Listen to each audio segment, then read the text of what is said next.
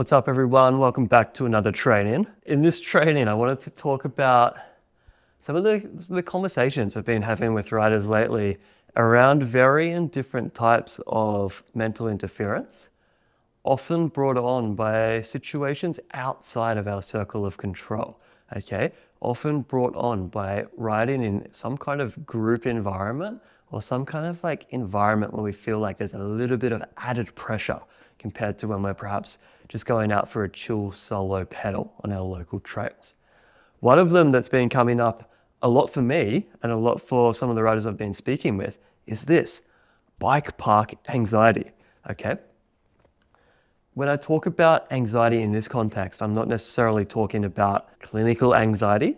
And I do just want to highlight the point that in this context, anxiety is neither good nor bad, okay? Some level of stress, some level of alertness, as you learned if you've watched the last video, if not, head back to that one. As you've learned if you've watched that video, some level of stress is actually good for us. It helps activate our nervous system, narrow our focus to the task at hand, and actually keep us in the zone, okay? So some level of stress or anxiety is actually really good. However, certain situations, certain instances can perhaps heighten our anxiety levels above our personal sweet spot and create interference, taking away from our ability to access the skills we have and ride to our version of high performance. So when I talk about bike park anxiety, it's a pressure some of us mountain bikers might feel when we're perhaps heading up to the bike park. Sometimes we're riding in new groups of people or bigger groups of people than usual. Sometimes we're maybe feeling the pressure to ride really hard and ride really fast and do a bigger day than usual because we've only got 5 days on our pass and we've driven 2 hours from the city to get up here and it's a really nice sunny day and we're not sure how many more we're going to get for the season, or we've only used 1 day on our pass and it's already the end of June. Holy crap, I've got to get after it. I've got to.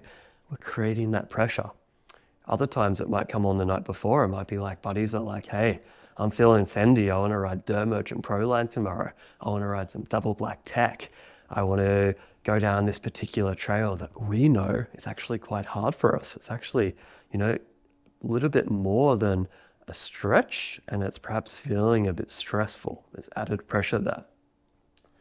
Sometimes this bike park anxiety, it might just kind of exist the night before, and then perhaps once we get into emotion, we start riding, that emotion we were feeling, the anxiety, the stress, the pressure, the fear, once we get into motion, that will start to dissipate and fade away, and perhaps we can get into the sweet spot and actually have fun on the ride.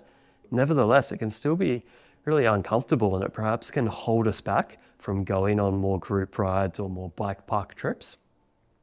Maybe you don't ride in a bike park, maybe you just ride on group rides, maybe you do shuttle days, or maybe just going on more group rides provokes a similar sense of uncertainty within you, and that takes away from your ability to really live the full experience, go on more group rides, meet more people, ride new trails and new places, and really have the most fun that mountain biking has to offer. Often as we feel this pressure, this anxiety, which in this context is really a sense of uncertainty about a situation that's unknown, that's out of our control, okay? Often as we feel that anxiety, we'll say, okay, I need to control this. I need to calm down. I need to focus. I need to make myself feel like it's going to be okay. Often as we say, right, I need to take control of the situation, we'll experience this. This is called the control paradox, okay? And from a psychology standpoint, what scientists have actually discovered and proved is that sometimes the more we try and take control, the more out of control we'll feel. The more we try and take control, the more pressure we feel. And we'll actually end up going around in a little bit of a circle. And to draw this another way, it can kind of look like a little bit like a spiral, like this, that downward spiral, where the more we try and take control, the more we actually put pressure on ourselves. So the more out of control we start feeling, the more we try and take control, the worse it gets. It spirals down and down and down. Perhaps it's like the more we say no to group rides or the more we say no to bike park days, the more nervous we actually feel about going on them in the first place. And the problem can get worse and worse and worse. It's a little bit like sometimes when we are going down a trail, maybe mid-ride, we walk around a feature we usually ride, which by the way is completely fine. Nothing wrong with that. Sometimes it can be a good thing. It means we're listening to our body's internal alertness levels, we're listening to our nervous system, and we're trusting that intuition. Sometimes it can be a really sound decision. Other times, we're perhaps getting into a little bit of a control paradox and letting it kind of unravel to a point where we walk around one feature and then we beat ourselves up about it. We walk around another feature, we beat ourselves up about it. All of a sudden, we're trying harder and harder to take control of the situation, to lower our body's anxiety levels. But because we're trying, we're creating that pressure in doing that. We're actually creating this downward spiral, and it can be a really frustrating place to be when we get down near the bottom of one of these spirals and we're like, I just know I can ride this stuff. I've ridden this stuff before, but for whatever reason, I can't today. Sometimes we can fall into the trap of some pretty kind of self-deprecating language or behavior where we are just beating ourselves up. It doesn't feel good, and it doesn't help us get back to where we want to be. Okay, so what can we do about this? What can we do when we find ourselves perhaps feeling some bike park anxiety, whether it be before the ride, during the ride, maybe it's just some group ride anxiety or some pressure on group rides. What can we do? What's within our circle of control? One, when we experience avoidance, like I mentioned there, that's not going to help us. So how can we perhaps create an environment or join some safer environments where we can practice? Again, all of these mental skills require practice, just like the technical skills. How can we practice actually going on some group rides in some safer environments? So what can we actually do about this? I'm not going to dive into this in too much detail at this one point, just because I have already made another video called Managing Pressure on Group Rides. And in that video, we dive into a lot of specific things we can do about it. But just quickly, for those that haven't watched that video yet, we've got this. We've got our circle of control, and then we've got everything else that sits outside that. When we focus on things that are inside of that circle of control, how we're riding, how we set up our own bike, how we invest in our own skill set, how much training we do, how much practice we do, anxiety or pressure is naturally lower because all of these things are inside of our sense of control. However, when we let our attention or our focus drift to all of those other things outside of our circle of control, anxiety or pressure is naturally higher. Okay, this is a natural law. So maybe that's what trails we're riding on the group ride because we're letting our buddies decide, or how we ride in comparison to our buddies that particular day. Again, outside of our circle of control. So the first thing we actually can do to lower that sense of pressure or lower that sense of anxiety is actually take responsibility for the types of environments we're joining. And when I talk about responsibility, that word really means our ability to respond. Okay, so joining safe environments. What does a safe environment look like for mountain bikers? A safe environment is somewhere that we feel comfortable making our own decisions. We feel comfortable taking on just the right amount of challenge for ourselves, but also putting our foot down or putting our hand up and just saying, hey, you know what? I'm going to sit this trail out. I feel like this one is beyond my personal risk tolerance, or just beyond the level of challenge, the level of stretch I'm looking to take on today. I'm not feeling it. I'm going to set this one out. A safe environment is somewhere where you can actually say that and feel good about saying that and not feel like you're being judged in any way, or there's pressure to keep up with the group and ride really hard, ride really fast, do anything you don't want to do. So you'll notice if you've ever been on a group ride with me, or you've perhaps had a look at some of our group rides on our website, these are things like our bi-weekly skills and drills rides. These are things like our global mountain bike expeditions. We put a really big focus on actually creating safe environments. Where we ride is really important. The trails we ride, the countries we go and visit, that's really important. But what's even more important than that in my eyes is who we bring along, okay? What kind of vibe are we creating within the group Not only what are we going to ride, what's the level, what are the trails, but what's the vibe, the culture we're creating within that group. We need to create safe environments. And if you're not feeling like you're in a position where you've got lots of different riding buddies to choose from and you can pick and choose and perhaps go out on more group riding or more bike park experiences, I really suggest joining a local riding club, a local riding group, or better yet, getting yourself into a long-term coaching program, something like our Full Circle coaching program here in Squamish, where you can really get into more of those group environments in a safe way, in a way that feels good and builds confidence. Because the more good experiences we have out there on the trails in groups where we feel less pressure, less interference, and we're able to focus on the task at hand and actually have fun, the more we're going to build confidence. And the more confidence we have in actually going out on more group rides, the more that's going to start compounding and perhaps flip it into more of an upward spiral like this, okay? Or the steps of incremental progression that we're all looking for in terms of that long-term progression, long-term fun on our mountain bike. Another really practical thing we can do after we've joined the safe environments is develop our version of the power words. We talked about this a little bit in the last video, and I talk about this a lot. I practice this a lot myself and with all of the clients I'm coaching out there on the trails, whether that's in Squamish, at the bike park, or around the world. It looks something like this, okay? And this forms the first part of the mental skills journal I use with all of my clients. But we come up with one overarching intention for the trail or for the ride. This ensures that our motivation's coming from a good place. We're focusing on things that are internal.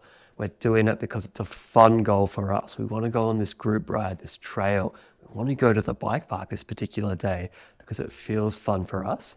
And we want to set out on this ride with good intentions, okay? Rather than setting out on the ride and feeling like everything's outside of our control and there's lots of pressure, we want to bring that control back. Again, our ability to respond, take responsibility for our situation and say, okay, what's my intention? Could be my intention is to go to Whistler Bike Park, warm up for the season, re-ride all of the blue flow, then the blue tech trails, really feel the confidence in my skill set. Okay, great intention. From there, we want to come up with a plan. And again, we know from the last video, if we focus on too many things all at once, or the more things we try and focus on, the less well we're actually able to perform on the bike, okay? So too many things to focus on causes mental interference. When we focus on just 2 or 3 things, our brain is actually really effective at giving our body those commands and ensuring we actually perform those skills, okay? So if my intention is to refamiliarize myself with all the trails at the bike park, or if my intention is, say, to give you another one, it could be to ride black tech trails while feeling calm and confident. Cool, that's my intention. How am I going to do that? Okay, I'm going to first make sure I continue to exhale before any of the hard bits, okay? So my first word here is going to be exhale. What else can I do?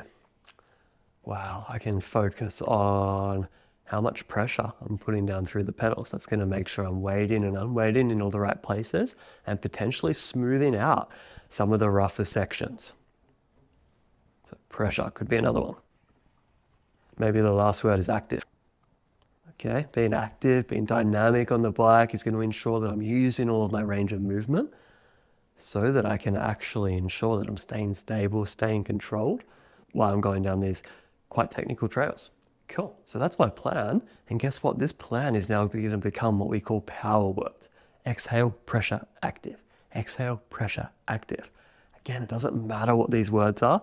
These are the 2 to 3 most important skills or most important tools or tactics that you think of in that moment for that trail, that scenario.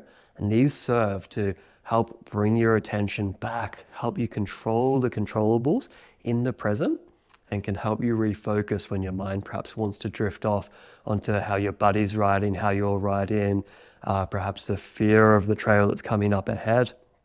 Helps bring everything back to the present instead of being pissed off about the corner we just blew out while we're now riding down a rock roll, the next chunky section. Exhale, pressure, active. Exhale, pressure, active. We've now reset, okay? So this can be a great tool to bring the mind back to the present and help lower some of that bike park anxiety. Even thinking about, the night before our ride, okay, I'm a little bit nervous about the ride tomorrow. I know I'm going to be riding in a big crew. These guys and girls, I know they like to ride pretty hard. They're only visiting town for a few days, so I know they want to have a really big day and ride some really hard stuff and get straight into it. Well, what can I actually do to make myself feel a little bit better about this scenario? Have a think about that. What could you do in that instance? Maybe we're going to say, okay, I know you guys are keen to get straight into the double black trails. I'm going to go do a warm up on Beeline and then I'll meet you guys for the second lap. Sound good? Cool. All of a sudden, we're taking that control back. We can take that lap as slow as we like. We can tune into those power words. We can get a sense of how our body's actually feeling, wake everything up, how our bike's feeling, how the trails are feeling that day.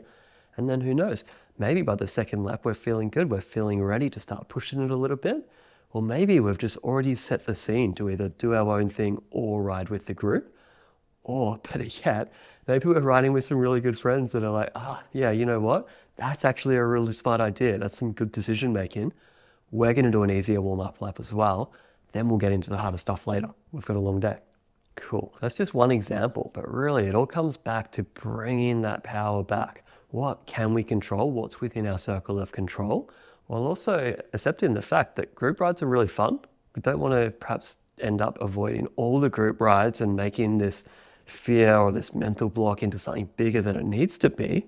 So we still want to get that exposure. We still want to go on the group rides, but perhaps there is space to join some safer environments or some environments that are more conducive to making good decisions and to being honest with yourself as you build up that skill set and as you build up that confidence riding in a group, riding in a bike park environment or a shuttle environment versus pedaling by yourself out in the woods.